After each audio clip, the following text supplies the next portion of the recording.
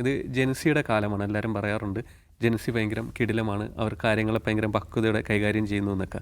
ജെൻസിയായിട്ട് ബന്ധപ്പെട്ട് ഇന്നൊരു റിപ്പോർട്ട് പുറത്തു വന്നിട്ടുണ്ട്. അമേരിക്കയിലെ ഒരു ന്യൂറോ സയൻറ്റിസ്റ്റ് പുറത്തുവിട്ടതാണ്. അദ്ദേഹം 80-ലധികം രാജ്യങ്ങളിൽ ഇത്തരത്തിലൊരു പഠനം നടത്തിയെന്നൊക്കെയാണ് അവകാശപ്പെടുന്നത്. ആ റിപ്പോർട്ടിൻ്റെ കാതൽ എന്ന് പറഞ്ഞാൽ ജെൻസിക്ക് തൊട്ടു മുമ്പുള്ള തലമുറയേക്കാൾ, അതായത് മിലേനിയൽസിനേക്കാൾ ബുദ്ധിശക്തി കുറവാണ്. ഇത് ഇങ്ങനെ ഉണ്ടാകുന്ന ഒരു ആദ്യത്തെ സംഭവമാണ്. ചരിത്രത്തിൽ ഇതിനു മുമ്പ് ഈ വരുന്ന തലമുറകൾക്ക് ബാക്കിയുള്ള തലമുറകളേക്കാൾ ബുദ്ധിശക്തി കൂടുതലായിരിക്കും. പക്ഷേ ജെൻസിയുടെ കാര്യത്തിൽ നേരെ മറിച്ചുള്ള ഒരു അനുഭവമാണ് ഉണ്ടായിരിക്കുന്നത്. ഇതിനുള്ള കാരണങ്ങളും നിരത്തുന്നുണ്ട്.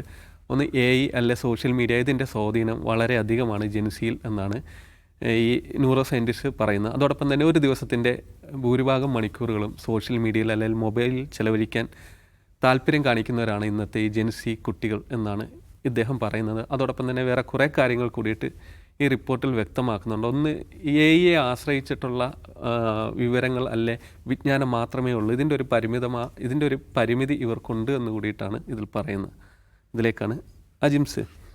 ജെൻസിയായിട്ട് ബന്ധപ്പെട്ടിട്ട് നിരവധി കാര്യങ്ങൾ നമ്മൾ കേൾക്കാറുണ്ട്. ഈ കഴിഞ്ഞ ദിവസങ്ങളിൽ കേരളത്തിലും അതോടൊപ്പം തന്നെ ഉത്തർപ്രദേശിൽ നടന്ന 2 സംഭവങ്ങൾ കൂടിയിട്ടുണ്ട്. ഒന്ന്, കേരളത്തിലൊരു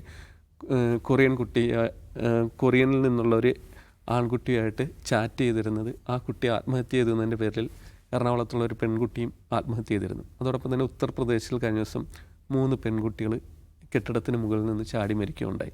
അതവർ കൊറിയൻ ഗെയിം കളിച്ചതിനെ തുടർന്ന് പിന്നെ കൊറിയൻ ആസക്തി ഭയങ്കരമായിട്ടുണ്ടായിരുന്നു എന്നുള്ള റിപ്പോർട്ടുകൾ വന്നിരുന്നു. മൊത്തത്തിൽ ഇപ്പം വന്ന ഈ റിപ്പോർട്ടും ഇപ്പോഴത്തെ ഒരു ജെൻസിയുടെ ഒരു പെരുമാറ്റങ്ങളെ എങ്ങനെയാണ് കാണുന്നത്? ഈ റിപ്പോർട്ട് ഇത് ജെൻസി ബിഹേവിയറിനെ കുറിച്ചുള്ളതല്ല. ഇത് അമേരിക്കൻ കോൺഗ്രസിൻ്റെ ഒരു പ്രത്യേക കമ്മിറ്റി, ആ committee science and technology and transport, ആ കമ്മിറ്റി യുവാക്കൾക്കിടയിൽ ഉണ്ടാകുന്ന സാങ്കേതികവിദ്യയുടെ സ്വാധീനം എന്തെന്നതിനെക്കുറിച്ച് പഠിക്കാൻ വേണ്ടി അവർ ഹിയറിംഗ് വെച്ചു. ആ ഹിയറിംഗ് വെച്ച് കഴിഞ്ഞപ്പോൾ അതിൽ എഡ്യൂക്കേഷനിസ്റ്റുകൾ, അതുപോലെ ന്യൂറോ സയൻറ്റിസ്റ്റുകൾ, അങ്ങനെ കുറേ അധികം ആളുകൾ വന്ന് അവിടെ ടെസ്റ്റ് മണി നൽകി. അതിൽ നൽകിയ ടെസ്റ്റ് മണിയിൽ നിന്ന് പുറത്തു വന്ന അവർ പ്രസിദ്ധീകരിച്ച ചില വിവരങ്ങളാണത്. അതിൽ കൊടുത്തിട്ടുള്ള ഈ ആളുകളുടെ ഡിപ്പോസിഷൻ, ആ ടെസ്റ്റ് മണിയിൽ പറയുന്ന വളരെ പ്രധാനപ്പെട്ട ഒരു കാര്യം നേരത്തെ സിഗേഷ് ചൂണ്ടിക്കാട്ടിയതാണ്. ഒരു തലമുറ അവരുടെ തൊട്ടു മുമ്പുള്ള തലമുറയേക്കാൾ ഓർമ്മശക്തിയും ബുദ്ധിശക്തിയും ഐക്യവും ഒക്കെ കുറഞ്ഞിരിക്കുന്നത് മനുഷ്യചരിത്രത്തിൽ ആദ്യമാണ് എന്നാണ് പറയുന്നത്. അതേതെങ്കിലും മെറ്റീരിയലിസ്റ്റിക് ആയിട്ട് എന്തെങ്കിലും പഠനത്തിൻ്റെ അടിസ്ഥാനത്തിലാണോ അതല്ല ഈ ന്യൂറോ സയൻറ്റിസ്റ്റുകളുടെ വ്യക്തിപരമായ അനുമാനമാണെന്നുള്ളത് നമുക്കറിയില്ല. അതിന് ഒരു സയൻറ്റിഫിക് സ്റ്റഡി ഒന്നും നടന്നിട്ടില്ല, പക്ഷേ അവരങ്ങനെ പറഞ്ഞിട്ടുണ്ട്. അപ്പോൾ അതങ്ങനെ പറയാനുള്ള അവർ കണ്ടെത്തുന്ന കാരണം, അതിൽ പലരും എഡ്യൂക്കേഷനിസ്റ്റുകളാണ്, അധ്യാപകരായിരുന്നിട്ടുള്ള ന്യൂറോ സയൻറ്റിസ്റ്റുകളുണ്ട്. അവർ പറയുന്നൊരു പ്രധാനപ്പെട്ട കാര്യം, നമ്മുടെ ബ്രെയിനിൻ്റെ കോഗ്നിറ്റീവ് സ്കിൽ വളരുന്നത് എപ്പോഴാണ്? പ്രത്യേകിച്ചും കുട്ടികളായിരിക്കുമ്പോഴും കൗമാരക്കാരായിരിക്കുമ്പോഴാണ്. അപ്പോൾ ആ സമയത്ത് നമ്മൾ പഠിക്കുന്ന കാര്യങ്ങൾ, നമ്മുടെ നിരീക്ഷണങ്ങൾ, നമ്മുടെ ഒബ്സർവേഷൻ അതെങ്ങനെയാണ് എന്നുള്ളത് നമ്മുടെ ബ്രെയിനിൻ്റെ വളർച്ചയെ സ്വാധീനിക്കുന്നുണ്ട്. നമ്മുടെ ഓർമ്മശക്തി, നമ്മുടെ റീസണിങ്, അതുപോലെ നമ്മുടെ ലോജിക്കൽ കപ്പാസിറ്റി, അതുപോലെ പലതരം കാര്യങ്ങൾ, ഇത്തരം കാര്യങ്ങൾ വളരുന്നത് ആ സമയത്താണ്. അപ്പോൾ ഈ ജെൻസി കിഡ്സ്, പ്രത്യേകിച്ചും 97-നും 2012-നും ഇടയിൽ ജനിച്ച കുട്ടികൾ, അവരെയാണ്, അതായത് ഒരു ടീനേജേഴ്സിനെയാണ് ഉദ്ദേശിക്കുന്നത്. ഈ കുട്ടികൾക്ക് അവരുടെ തൊട്ടു മുമ്പുള്ള തലമുറ മില്ലേനിയൽസിനേക്കാൾ അത് കുറവാണ് എന്നാണ് കാണിക്കുന്നത്. അതിൻ്റെ കാരണമായി അവർ പറയുന്ന പ്രധാനപ്പെട്ട കാര്യം സ്ക്രീൻ ടൈമാണ്. ഒരു കുട്ടി ഒരു 24 hours അവരുടെ പകുതിയിൽ കൂടുതൽ സമയം, 24 മണിക്കൂറിൽ പകുതിയിൽ കൂടുതൽ സമയം, അവർ ഉണർന്നിരിക്കുന്ന സമയത്തിൽ പകുതിയിൽ കൂടുതൽ സമയം അവർ ഡിവൈസിന് മുമ്പിലാണ് എന്നുള്ളതൊരു സീരിയസ് ഇഷ്യൂ ആയിട്ട് അവർ കാണുന്നു. അത് ഉണ്ടാക്കുന്ന പ്രശ്നങ്ങൾ അതുമാത്രവുമല്ല, മറ്റൊന്ന് വിദ്യാഭ്യാസത്തിൻ്റെ ഭാഗമായി തന്നെ, ഇപ്പോൾ എഡ്ടെക്കുകൾ എന്ന് പറയുന്നത് വിദ്യാഭ്യാസത്തിൻ്റെ ഭാഗമായി തന്നെ ഇത്തരം സ്ക്രീനുകൾ ഉപയോഗിക്കുന്നു, ആപ്പുകൾ ഉപയോഗിക്കുന്നു. ഇത് അവരുടെ കോഗ്നിറ്റീവ് സ്കില്ലിനെ കുറച്ചുകൊണ്ട് വരികയാണ് ചെയ്യുന്നത് എന്നുള്ളതാണ്. ഇത് ശരിയാണെന്നാണ് ഒരു പേരൻ്റ് എന്ന നിലയ്ക്ക് എൻ്റെ അനുമാനം. കാരണം ഇപ്പോൾ നമ്മൾ ഗുണനപ്പട്ടിക പഠിക്കുന്നതിനാണ്, മനപ്പാഠം പഠിക്കുകയാണ് ചെയ്യുന്നത്. ഈ ഗുണനപ്പട്ടിക മനപ്പാഠം പോലും അറിയാതെയാണ് പല കുട്ടികളും നമ്മുടെ 10ാം ക്ലാസ് പാസ്സാവുന്നത്.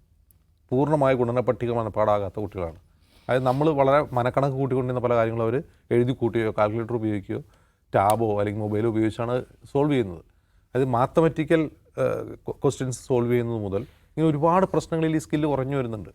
അപ്പോൾ നമ്മൾ ചോദിക്കും, അതൊക്കെ മനപ്പാഠമാക്കി അത് കണക്ക് കൂട്ടണോ, അതിനൊക്കെ നമ്മൾ ഡിവൈസ് ഉപയോഗിച്ചുകൂടെ എന്ന് ഉപയോഗിക്കാം. പക്ഷേ അതില്ലാതെ തന്നെ അത് ചെയ്യുമ്പോൾ നമ്മുടെ തലച്ചോറിനുണ്ടാകുന്ന ഒരു സവിശേഷമായ ശേഷിയുണ്ട്. ആ ശേഷി നഷ്ടപ്പെട്ടുകൊണ്ടിരിക്കുകയാണ്. അതെന്തുകൊണ്ട് നഷ്ടപ്പെടുന്നു? നമ്മുടെ തലച്ചോറിൻ്റെ ആ ശേഷി രൂപപ്പെടുന്നത് തന്നെ ഇത്തരത്തിലുള്ള ഗുണനമനനങ്ങളിലൂടെയാണ്. അത് നമ്മൾ ഡിവൈസ് ഇല്ലാതെ അത് ചെയ്ത് ശീലിക്കുമ്പോഴാണ് നമുക്ക് ആ സ്കില്ല് ഉണ്ടാവുന്നത് തന്നെ. ആ സ്കില്ലിന് ഇല്ലാതാവുമ്പോൾ കണക്കൂട്ടാനുള്ള സ്കില്ല് മാത്രമല്ല ഇല്ലാതാവുന്നത്, നമ്മൾ real time real issue solve ചെയ്യാനുള്ള നമ്മുടെ സ്കിൽ കൂടി കുറഞ്ഞു പോകും. നമ്മുടെ റീസണിങ് കുറയും, നമ്മുടെ ലോജിക്ക് കുറയും. അങ്ങനെ ഒരുപാട് കാര്യങ്ങൾ നമ്മുടെ തലച്ചോറിനുള്ള കപ്പാസിറ്റി കുറഞ്ഞു വരുന്നു. ഇതാണ് ആ പഠനത്തിൽ ചൂണ്ടിക്കാട്ടുന്ന ഒരു പ്രധാനപ്പെട്ട കാര്യം. അത് ഈ പറയുന്ന നമ്മുടെ കോഗ്നിറ്റീവ് സ്കില്ലിനെ കുറിച്ച് മാത്രമല്ല, മറ്റ് പല ഇമ്പാക്റ്റിനെ കുറിച്ചും പലരും അവിടെ വിവരങ്ങൾ നൽകുന്നുണ്ട്. പലതരം ഇമ്പാക്റ്റുകൾ, മെൻ്റൽ ഹെൽത്തിനെ കുറിച്ചുള്ള ഇമ്പാക്റ്റ്, അങ്ങനെ പലതരം ഇത് കൊടുക്കുന്നുണ്ട്. അപ്പോൾ ഇപ്പോൾ നമ്മൾ ഇത് നമ്മൾ പറയുമ്പോൾ ഇത് ഏതെങ്കിലും ഒരു ഡോക്ടർ പറയണോ അല്ലെങ്കിൽ ഒരു എക്സ്പെർട്ട് പറയണമെന്നില്ല. ഈ ഏജ് ഗ്രൂപ്പിലെ ആളുകളുടെ പേരൻസിന് വളരെ കൃത്യമായി മനസ്സിലാവുന്ന ഒരു കാര്യം തന്നെയാണത്. നമ്മൾ തന്നെ അത്ഭുതപ്പെട്ടു പോകും. ഇപ്പോൾ നമ്മൾ കുട്ടികളായിരുന്നപ്പോൾ നമ്മുടെ പേരൻസ് നമ്മളെപ്പറ്റി അത്ഭുതപ്പെടും. എൻ്റെ മകൻ എന്തൊരു കഴിവാണ്, അവൻ എന്തൊരു അറിവാണ്, അവൻ എന്തെല്ലാം കാര്യങ്ങളാണ് മനഃപ്പാഠമാക്കുന്നതാണ് നമ്മുടെ പേരൻസ് നമ്മളോട് പറഞ്ഞു വരുന്നത്. പക്ഷേ നമ്മൾ പേരൻസ് ആകുമ്പോൾ ഉണ്ടാകുന്ന പ്രശ്നം എന്താണ്? ഈ കുട്ടികളെന്താ ഇങ്ങനെ, ഇവർക്കെന്താ ബുദ്ധിയില്ലേ എന്ന് നമുക്ക് ചിന്തിക്കേണ്ടത് വരുന്ന വിധം, നിരാശരാകുന്ന വിധം ഇവരുടെ കോഗ്നിറ്റീവ് സ്കിൽ കുറയാണ്. ഇതിനർത്ഥം ഇവർക്ക് ഇൻബിൽറ്റായിട്ട്, ഇവർക്ക് ജനറ്റിക്കായിട്ട് എന്തെങ്കിലും പ്രശ്നമുണ്ടെന്നുള്ളതല്ല. ഈ പറയുന്ന ഡിവൈസസിൻ്റെ അമിത ഉപയോഗം യഥാർത്ഥത്തിൽ ഈ നമ്മുടെ ബ്രെയിനിൻ്റെ വളർച്ചയെ സ്വാധീനിക്കുന്നു. അവർക്ക് സ്വന്തമായി ആലോചിക്കാനോ സ്വന്തമായി ഒരു പ്രോബ്ലം സോൾവ് ചെയ്യാനോ മനഃപ്പാഠമാക്കാനോ ഓർമ്മശക്തിയും ഇല്ലാതാവുന്ന ഒരു തലമുറയായി മാറുന്നു. ഈ പറയുന്ന ഏജ് ഗ്രൂപ്പിൽപ്പെട്ടവർ നാളെ ഒരു വർക്ക് ഫോഴ്സായി മാറുമ്പോൾ, അങ്ങനെ വർക്ക് ഫോഴ്സായി മാറിക്കൊണ്ടിരിക്കുകയാണ്. അവർ പല സ്ഥാപനങ്ങളും പുതുതായിട്ട് എൻട്രി കേഡറിൽ വന്നുകൊണ്ടിരിക്കുകയാണ്. അവരെ ജോലി ചെയ്യിപ്പിക്കുന്ന ആൾക്കും ഇത് വളരെ പെട്ടെന്ന് ഡിറ്റക്റ്റ് ചെയ്യാൻ കഴിയും. ഇവരുടെ ആ ഏജ് ഗ്രൂപ്പിൽ ഉണ്ടായിരുന്ന ഒരു 10 വർഷം മുമ്പുള്ള തലമുറയേക്കാൾ ഈ ഏജ് ഗ്രൂപ്പിലുള്ള ഇപ്പോഴത്തെ തലമുറ എന്താണ് ചെയ്യുന്നതെന്ന് നമുക്ക് മനസ്സിലാക്കാൻ കഴിയും. ഇതൊരു റിയൽ ഇഷ്യൂ ആണ്. വളരെ അടിയന്തരമായി ഭരണകൂടങ്ങളുടെ ശ്രദ്ധ പതിയേണ്ട ഒരു കാര്യം കൂടിയാണ്. പ്രത്യേകിച്ചും വിദ്യാഭ്യാസ രംഗത്ത് ഇപ്പോൾ കോവിഡിന് ശേഷം നമ്മൾ ടെക്നോളജി, സാങ്കേതിക വിദ്യയെ കൂടുതലായി വിദ്യാഭ്യാസത്തിലേക്ക് കോർത്തിണക്കുന്നുണ്ട്. അത് എത്രമാത്രം ഗുണകരമാണ് ദോഷകരമാണെന്നുള്ളത് ശരിക്കും ഒരു പഠനം തന്നെ ആവശ്യമാണെന്നാണ് എനിക്ക് തോന്നുന്നത്. യെസ് നിഷാദ്, നമുക്കിപ്പോൾ സുഹൃത്തുക്കളായിട്ട് ജെൻസിയിലുള്ള ധാരാളം ആൾക്കാരുണ്ടാവും, തൊഴിലിടത്തിലുണ്ടാവും. അപ്പോൾ ഇവരെയൊക്കെ നിരീക്ഷിച്ചത് വെച്ച് കൂടിയിട്ടും ഈ പഠനം പറയുന്നത് വെച്ചിട്ടും നിഷാദിന് എന്താണ് മനസ്സിലായിട്ടുള്ളത്? ഇവരെ നിരീക്ഷിച്ചത് വെച്ചെന്നുള്ള അഭിപ്രായം ഞാൻ പറയുന്നില്ല, അത് റിസ്ക്കാണ്. പക്ഷേ ഈ എല്ലാ തലമുറകൾക്കും അവർ ജീവിക്കുന്ന കാലമാണ് അവരെ പരുവപ്പെടുന്നത്, അല്ലേ? നമുക്ക് എന്തൊക്കെ തരത്തിലുള്ള സാമൂഹ്യ സാഹചര്യങ്ങളുണ്ട്, നമുക്ക് എന്തുമാത്രം തരത്തിലുള്ള ടെക്നോളജിയുടെ അവൈലബിലിറ്റി ഉണ്ട്, അതെല്ലാം നമ്മളെ പരുവപ്പെടുന്നതിൽ പ്രധാനപ്പെട്ട പങ്കുവച്ചിട്ടുള്ള ഒന്നാണ്. ജെൻസിയുടെ പ്രത്യേകത, അവർ ഡിജിറ്റൽ യുഗത്തിൽ പിറന്ന് വളരുന്ന മനുഷ്യന്മാരാണ്.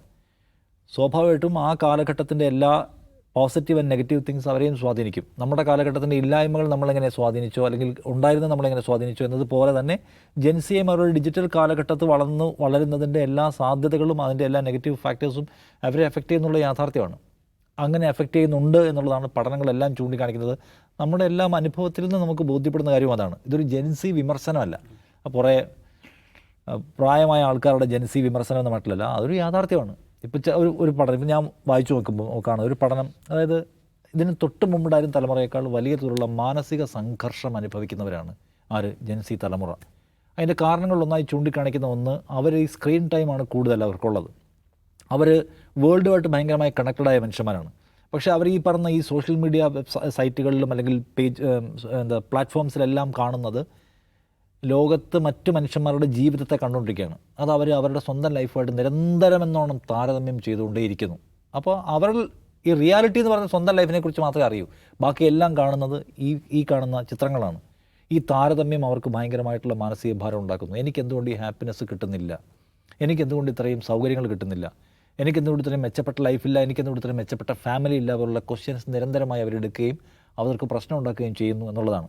രണ്ട്, ഈ പറഞ്ഞ സോഷ്യൽ മീഡിയ ബുള്ളിങ് പോലും ഇവരെ സ്വാധീനിക്കുന്നുണ്ട്. ഇവരൊരു പടം ഇടുമ്പോഴോ അല്ലെങ്കിൽ ഇവരൊരു കാര്യം അഭിപ്രായപ്പെടുമ്പോഴോ താഴെ വന്ന് പറയുന്ന നിരന്തരം പല ആൾക്കാരും പലതരത്തിലുള്ള കമൻറ്റുകൾ പറയുന്നത് പൂർണ്ണമായ സഹിഷ്ണുതയോടെ എടുക്കാൻ അല്ലെങ്കിൽ വളരെ പക്വമായി കൈകാര്യം ചെയ്യാൻ കഴിയാത്ത വിധം ദുർബലരായ മനുഷ്യന്മാരായിട്ട് സൃഷ്ടിക്കപ്പെടുന്ന ഒരു പ്രശ്നമുണ്ട്. അത് ഈ സ്ക്രീൻ ടൈമിൻ്റെ ഇഷ്യൂ ആയിട്ടാണ് പഠനങ്ങൾ ചൂണ്ടിക്കാണിക്കുന്നത്.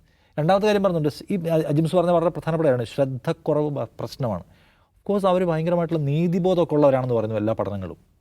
അതായത് എല്ലാവർക്കും നീതി കിട്ടണം, എല്ലാവർക്കും തുല്യത ഉണ്ടാവണം പോലുള്ള ആഗ്രഹങ്ങൾ, മൾട്ടി ടാസ്കിങ്ങിൽ എപ്പോഴും ശ്രദ്ധിക്കുന്ന ആൾക്ക്, ഇതൊക്കെ ഉള്ളപ്പോൾ തന്നെ ഒരു പ്രശ്നമുള്ളത് ഇവരുടെ ഈ ശ്രദ്ധക്കുറവാണ്. ശ്രദ്ധക്കുറവ് എങ്ങനെ ഉണ്ടാവും എന്ന് ചോദിച്ചാൽ ഡോക്ടേഴ്സൊക്കെ പറഞ്ഞു തരുന്നത്, നമ്മൾ ഏറ്റവും കൂടുതൽ റീലുകളാണ് കാണുന്നത്. റീലുകൾ കാണുന്നു വെച്ചാൽ വളരെ പെട്ടെന്ന് മാറ്റി വിടുകയാണ്. ഇഷ്ടമില്ലാത്തത് തപ്പി വിടുന്നു, അല്ലെങ്കിൽ ഇത് കാണുന്നത് തന്നെ 1.5 മിനിറ്റ് മറ്റുള്ള സംഗതികൾ മാത്രം കാണുന്നു. ഇടയ്ക്ക് ഫേസ്ബുക്ക് അവരൊരു സീരീസ് കൊണ്ടുവരുന്നു, അതിൻ്റെ പേര് അവർ കൊടുത്തത് തം സ്റ്റോപ്പർ എന്നാണ്. നിങ്ങളുടെ തമ്പ് വെച്ച് നിങ്ങളിങ്ങനെ തപ്പി സാധനം സ്റ്റോപ്പ് ചെയ്യാൻ കഴിയുന്ന ശേഷിയുള്ള കണ്ടൻറ്റ് അവർ പ്രൊഡ്യൂസ് ചെയ്യുന്നതാണ് അവർ അവകാശപ്പെടുന്നത്. അപ്പോൾ ഈ ഈ തമ്പ് വെച്ച് നമ്മളിങ്ങനെ വേഗത്തിൽ വരുന്നത് നമ്മുടെ ശ്രദ്ധയെ ഭയങ്കരമായി ബാധിക്കുന്നു. ഒരു ഗോൾഡ് ഫിഷിൻ്റെ ശ്രദ്ധ എത്ര ഉണ്ട്? 8 സെക്കൻഡ്സ്. ആ 8 സെക്കൻഡ്സാണ് ജെൻസി തലമുറയിലെ ബഹുഭൂരിപക്ഷം പേരുടെയും ശ്രദ്ധാസമയം എന്നാണ് ഈ പഠനം പറയുന്നത്. അതിനപ്പുറം അവർക്ക് ശ്രദ്ധിക്കാൻ പറ്റുന്നില്ല. അതവരുടെ വിദ്യാഭ്യാസത്തിലായാലും അവരുടെ ജോലി സ്ഥലത്തായാലും എല്ലാം അവർക്ക് ഈ പ്രശ്നം അവരനുഭവിക്കുന്നുണ്ട്. അതുകൊണ്ടുള്ള പ്രശ്നം വെച്ചാൽ അവർക്കൊരു ദീർഘ സ്വഭാവമുള്ള ഒരു അസൈൻമെൻറ്റ് കൊടുത്താൽ അതിനകത്തേക്ക് പൂർണ്ണമായും മുഴുകാൻ അവർക്ക് പറ്റില്ല. വേണമെങ്കിൽ ഒരേ സമയത്ത് അവർ പല ജോലികൾ കേൾക്കുകയും പലരോടും പറയുകയൊക്കെ ചെയ്യും. ഒരു സംഗതി മാത്രം കൊടുത്താൽ അതിൻ്റെ ആഴത്തിൽ നിന്നുകൊണ്ട് വർക്ക് ചെയ്തെടുക്കുക എന്നുള്ള അവർക്ക് പോസിബിളായ കാര്യമല്ല. ഒരു സ്ഥാപനത്തിൽ ദീർഘദിവസം നിൽക്കുക എന്ന് പറയുന്നത് അവർക്ക് പോസിബിളായ കാര്യമല്ല. കാരണം അവരെപ്പോഴും ആഗ്രഹിക്കുന്നത് പെട്ടെന്ന് ഉയർച്ചകളൊന്നും കൊണ്ടുവന്നില്ല. സാമ്പത്തികമായും പദവികളാലും എന്തുകൊണ്ട് ഉയർച്ച കിട്ടുന്നില്ല എന്നുള്ള തിങ്കിങ്ങിലാണ് അവരുള്ളത്. അത് കുറ്റമായിട്ടല്ല ഞാൻ പറയുന്നത്. പക്ഷേ ഈ പറഞ്ഞ അറ്റൻഷൻ സ്പാൻ എന്ന് പറയുന്ന പ്രശ്നത്തിനകത്ത് അവർ വളരെ ഷോർട്ടായി മാത്രമേ അവർക്ക് നിൽക്കാൻ പറ്റുന്നുള്ളൂ എന്നൊരു സീരിയസ് ആയിട്ടുള്ള പ്രശ്നം ചൂണ്ടിക്കാണിക്കുന്നുള്ളൂ. അതിൻ്റെ ഞാൻ പറഞ്ഞത് എല്ലാ തരത്തിലുള്ള വിവര സാങ്കേതികതയുടെ ആയാലും കൊള്ളാം, ഈ ഡിജിറ്റൽ വിപ്ലവത്തിനായാലും അതിൻ്റേതായ അഡ്വാൻറ്റേജസ് ഉണ്ട്. ഒപ്പം തന്നെ അതിനെല്ലാം എന്തുണ്ട് ഈ പറയുന്ന നെഗറ്റീവ് ഫാക്ടേഴ്സും ഉണ്ട്. ഈ ഫാക്ടേഴ്സ് എല്ലാം ഇവർ അനുഭവിക്കുന്നുണ്ട് എന്ന് പറയാണ് പഠനങ്ങൾ. അത് വസ്തുതയാണെന്നാണ് എനിക്ക് തോന്നുന്നത് കേട്ടോ. അത് ഈ കാര്യത്തിൽ നമ്മൾ ആളുകളിൽ നിന്ന് അനുഭവിക്കുന്ന ഒന്നുണ്ട്. ഇപ്പം നേരത്തെ അജിംസ് പറഞ്ഞില്ല, ആൾക്കാർ തുറിച്ചു നോക്കുന്ന തലമുറ. അതിൻ്റെ പ്രശ്നം അവർക്ക് 90% ഓഫ് ജെൻസി കിഡ്സും അവർ ഫോണിൽ സംസാരിക്കാൻ ആഗ്രഹിക്കുന്നവരല്ല എന്ന് പറയുന്നു. അവരാഗ്രഹിക്കുന്ന ടെക്സ്റ്റിംഗ് മാത്രമാണ്. ഫോണിൽ സംസാരിക്കുക, നേരിട്ട് സംസാരിക്കുക പോലുള്ള പ്രശ്നങ്ങൾക്ക് സീരിയസ് ആയ പ്രശ്നമുണ്ട്. അപ്പോൾ ഒരു വർക്ക് സ്പേസിലെ ഒഫീഷ്യൽ കമ്മ്യൂണിക്കേഷനൊക്കെ അവർക്ക് വലിയ പ്രശ്നം ഉണ്ടാക്കുന്ന കാര്യമാണത്. കാരണം അവരെ സംബന്ധിച്ച് ഈ real time face to face അവർക്ക് ഒരു വലിയ ടാസ്ക്കാണ്. അവർക്കത് എടുക്കാൻ കഴിയാത്തൊരു സംഗതിയായിട്ട് ഈ അവർ പഠിച്ചതും അവർ വളർന്നതുമായിട്ടുള്ള ഒരു പരിതസ്ഥിതി അങ്ങനത്തേതാണ്. സോ അതൊരു യാഥാർത്ഥ്യമായി അവിടെ നിൽക്കുന്നു. അതിനെ എങ്ങനെ മറികടക്കുമെന്ന് ചോദിച്ചാൽ അതിനെ പൂർണ്ണമായും നമ്മളിങ്ങനെ മറികടന്ന് പോവേണ്ട ഗുരുതരമായ പ്രശ്നമാണെന്നുള്ള ഡിബേറ്റ് പോലും വേറെ ഉണ്ടാവും. കാരണം ഓരോ കാലത്തെ മനുഷ്യന്മാർ ഇങ്ങനെയായിരിക്കും, ഓരോ കാലത്തെ സംസ്കാരം ഇങ്ങനെയായിരിക്കും, ഓരോ കാലത്തെയും പെരുമാറ്റ രീതികളും ആറ്റിറ്റ്യൂഡും ഇങ്ങനെയായിരിക്കും. അതെല്ലാം മറികടക്കൽ എന്നിട്ട് പഴയ രീതിയിലേക്ക് തിരിച്ചു കൊണ്ടുവരുന്നതാണോ ശരി എന്ന ക്വസ്റ്റ്യൻ വേറെ ഉണ്ടാവും. പക്ഷേ ഈ പറയുന്ന തരത്തിലുള്ള ശ്രദ്ധക്കുറവ് എന്ന് പറയുന്നത് പോലുള്ള കാര്യങ്ങൾ ജീവിതത്തിലെ പ്രോബ്ലം സോൾവിങ് സ്കിൽസ് എന്നൊക്കെ പറയുന്നത് ഇവർക്ക് ഭയങ്കര കുറവാണെന്ന് പറയുന്നു. വളരെ പെട്ടെന്ന് ഇവർ വിധി തീർപ്പുകളിലേക്ക് എത്തിത്തീരുകയൊക്കെ ചെയ്യും. ഒരു റീൽ കണ്ടാൽ ആ റീൽ മാത്രം കണ്ടാൽ അതിൻ്റെ കൗണ്ടർ ആർഗ്യുമെൻറ്റ്സ് എടുക്കാതിരിക്കുക, മറ്റുള്ള എല്ലാ വശങ്ങളും കേൾക്കാതിരിക്കുകയും അതിൽ ഒറ്റ തീരുമാനം എടുക്കുക. ഒറ്റ മൈൻഡ് എന്ന് പറയില്ലേ, ആ പ്രശ്നമൊക്കെ ഇവർക്കുണ്ടെന്ന് പെടുന്ന ഒന്നാണ്. അപ്പോൾ വളരെ ആരോഗ്യകരമായിട്ടുള്ള ഒരു മാനസിക നില സൃഷ്ടിച്ചു പോവുക ഏത് കാലത്തും എന്നുള്ളത് എല്ലാ കാലത്തിൻ്റെയും ആവശ്യമാണെന്നിരിക്കെ ഈ ഡിജിറ്റൽ സംഗതിയിലെ വിപ്ലവത്തിൻ്റെ വരവ് ആ നിലയ്ക്ക് ഒരു തലമുറയെ ഒരു സൈഡിൽ നെഗറ്റീവായും ബാധിക്കുന്നുണ്ടെന്നുള്ളൊരു യാഥാർത്ഥ്യമാണ്. അവർക്ക് ബുദ്ധി കുറവാണോ ഇല്ല എന്നുള്ള കാര്യത്തിൽ ഞാൻ കമൻറ്റ് ചെയ്യാൻ ആളല്ല. പക്ഷേ ഈ തരത്തിൽ അവരെ ഇത് ബാധിക്കുന്നുണ്ടെന്നൊരു യാഥാർത്ഥ്യമാണ്. ഈ അതിൽ ശ്രദ്ധിക്കുന്ന ഒരു കാര്യം, ഒരു യൂറോപ്യൻ രാജ്യം സ്പെയിനാണെന്നാണ് എൻ്റെ ഓർമ്മ, ഞാൻ ഇന്നലെ വായിച്ചതാണ്. 16 വയസ്സുള്ള കുട്ടികൾക്ക് ഡിവൈസസ് കൊടുക്കേണ്ടതില്ല എന്ന് നിയമം പാസ്സാക്കാൻ പോവാണ്. പിന്നെ നമ്മൾ ഇത് മനസ്സിലാക്കേണ്ടത് ഒരു അമേരിക്കൻ ഫിനോമിനാണ്. ഇപ്പോൾ നമ്മൾ കേട്ട വാർത്ത അമേരിക്കയിലാണ്. മറ്റ് പല രാജ്യങ്ങളിലും ഈ ഡിജിറ്റൽ ഡിവൈസിൽ നിന്ന് പരമാവധി വിട്ടു നിൽക്കുന്ന ഒരു കൾച്ചർ കൂടിയുണ്ട്. ഇപ്പോൾ നമ്മൾ ഇന്ത്യൻ പശ്ചാത്തലത്തിൽ തന്നെ നമുക്ക് ഇന്ത്യയിൽ ഈ സാധനം ഇല്ലാതെ പറ്റില്ല. പക്ഷേ നമ്മൾ യൂറോപ്പിലെ പല രാജ്യങ്ങളും ശ്രദ്ധിക്കുമ്പോൾ ഓസ്ട്രേലിയയിലെ സോഷ്യൽ മീഡിയ അവരുടെ സോഷ്യൽ മീഡിയ വെച്ച് വളരെ മിനിമലാണ്. അവരവരുടെ പ്രൈവറ്റ് നിമിഷങ്ങൾ സോഷ്യൽ മീഡിയയിൽ കൊണ്ടുവരാറില്ല. അവർ വീട്ടിലെത്തിയാൽ ഈ ഗാഡ്ജറ്റ്സിൽ മാറി നിൽക്കുന്നു, റിയൽ ആയിട്ടുള്ള ആളുകളായിട്ട് സംസാരിക്കുന്നു, കൂടുതൽ സമയം ഉറങ്ങുന്നു, വായിക്കുന്നു, പാട്ട് കേൾക്കുന്നു, സിനിമ കാണുന്നു, അങ്ങനെ ചെയ്യുന്ന ആളുകളുണ്ട്. അപ്പോൾ ഈ സോഷ്യൽ മീഡിയ അഡിക്ഷൻ എന്ന് പറയുന്നത് അമേരിക്ക, ഇന്ത്യ പോലുള്ള ചില രാജ്യങ്ങളിലെ പ്രതിഭാസമാണ്. എല്ലായിടത്തും ഇത് ഒരുപോലെയാണ് എന്ന് എനിക്ക് തോന്നുന്നില്ല. ഒരു കാര്യം കൊണ്ട് കേട്ടോ, ഈ അനലോഗ് ലൈഫ് സ്റ്റൈൽ എന്നൊരു പുതിയ സംഗതിയിലേക്ക് അവർ പോകുന്ന ശ്രദ്ധിച്ചു. അതായത് ഈ ഫോണും സംഗതിയൊക്കെ ഒഴിവാക്കി വെച്ച് കീപാഡ് ഫോണുകൾ മാത്രം എടുത്ത് പോകുന്ന പുതിയൊരു ട്രെൻഡ് ജെൻസി തലമുറയ്ക്ക് വ്യാപകമായി വന്നുകൊണ്ടിരിക്കുകയാണ്. അനലോഗ് ലൈഫ് സ്റ്റൈൽ ഇത് സ്ക്രീൻ ടൈം വലിയ പ്രശ്നമാവുകയും മാനസിക പ്രശ്നമായി മാറിയിട്ട് അതിനെ ഒഴിവാക്കാൻ തീരുമാനിക്കുന്ന ഒരു ട്രെൻഡ് കൂടി ഇപ്പോൾ രംഗപ്രവേശം ചെയ്യുന്നുണ്ടെന്ന് കൂടി ഇതിനോട് ഓർക്കണം. അതെ, ജെൻസിയെക്കുറിച്ച് പുറത്തുവരുന്ന ഇത്തരം റിപ്പോർട്ടുകളെ സർക്കാർ കുറേ ഗൗരവത്തിൽ കാണണമെന്നാണ് പറയാനുള്ളത്.